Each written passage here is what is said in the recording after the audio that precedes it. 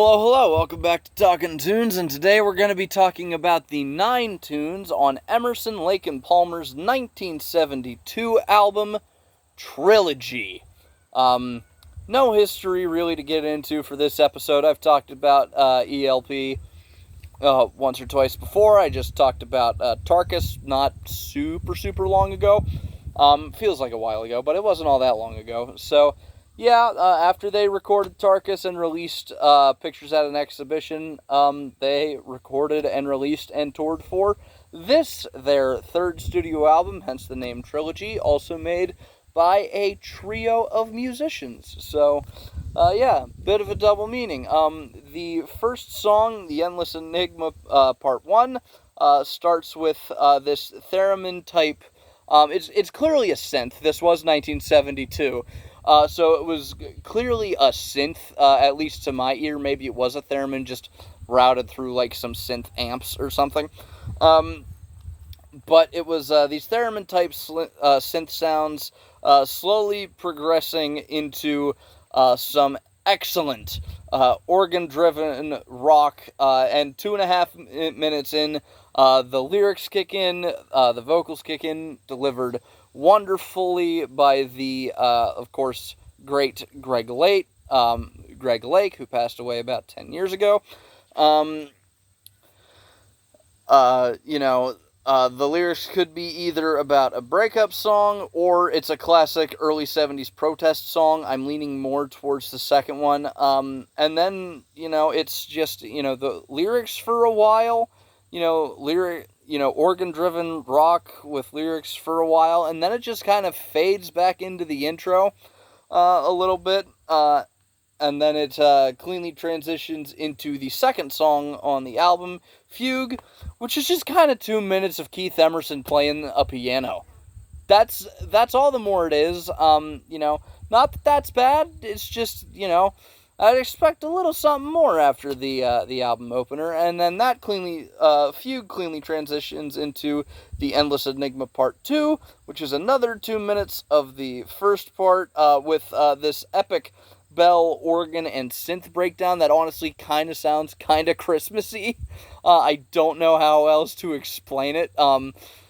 It's the middle of August, and that's the only time that happens on this album, so that's kind of weird. But yeah, it's just, it's pretty cool. Good, solid, opening. Good, solid, I think, about 10 minutes of opening. Song number 4, From the Beginning. This is an acoustic Greg Lake ballad. These have appeared, they are probably the most popular of ELP songs. Lucky Man, I think, is their highest charting song, aside from Jesus Christ. Why am I forgetting the name of that song? Fuck me. Carnival 9, Jesus Christ. Yeah, Lucky Man, which is the acoustic ballad off of their debut album, is, I believe, the highest charting of their acoustic ballads. I think it's their second highest charting song, just behind Carnival 9, First Impression Part 2. So it's certainly over here, I think it is. But yeah, it could either be a breakup song or a love song or a combination of both. There's this, synth solo at the end. But again, From the Beginning is simple but great. There's a reason that this is one of the more popular songs. There might have been things I missed, but don't be unkind. It don't mean I'm blind, but there it is. Very, very lovely song. Song number 5, The Sheriff. This is pretty much Emerson, Lake and Palmer's version of Big Iron, except the outlaw wins and becomes the new sheriff. The melodies are in no ways similar. The instrumentation is in no way similar. It's just another song about a western town. But, I figured, what the hell. It's a very good song. Song number 6, Hoedown. This is an ELP cover of a classical piece. They did this a lot. I think this was the last time this happened for a while. It's their most iconic. I think this is Hoedown.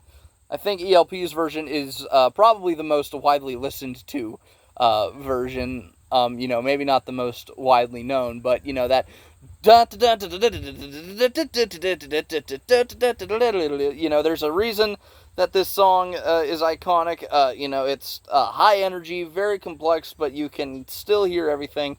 Again, great song, fantastic. Song number 7, the title track, which it is nearly 9 minutes of what makes Emerson, Lake and Palmer great. It is another breakup song. There's a bit of a theme here. It's got epic moments, calm moments, and it's just plain jizz-worthy. The vocals are immaculate. The instrumentation is immaculate. Keith Emerson is just tearing shit up. Carl Palmer's doing great on the drums. Greg Lake's doing great on the vocals. It's just everything that makes Emerson, Lake and Palmer great distilled for 8 minutes. Oh, it's fantastic. Fantastic fucking song. And then song number 8, Living Sin, is basically ELP's version of a bow, chicka, bow, wow, let's make a kid tonight song. It's, I think some of the vocals are done by Keith Emerson, and I think it's a song about banging a prostitute. I'm pretty sure that's what it's about. And then the 9th and final song on the album is a bit of a letdown. It's Abaddon's Borello. It's kind of like an army march type thing, and it starts quiet, and then it builds and builds and continues building, and then 8 minutes later the song's done, and along with it the album.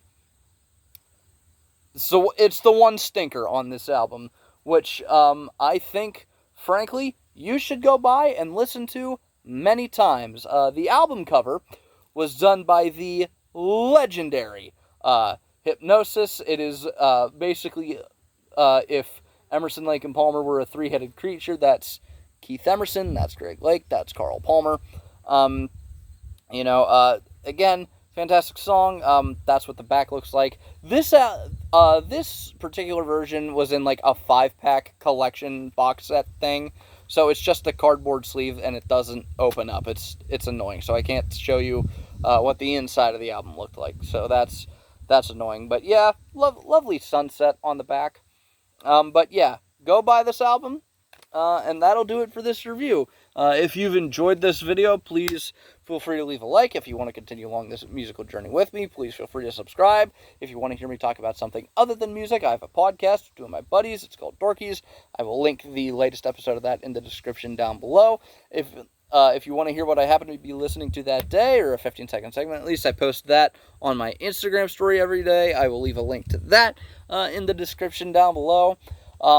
And with that, I would like to thank you all very much for watching, and remember to stay weird and keep jamming. See you in the next one. Take care.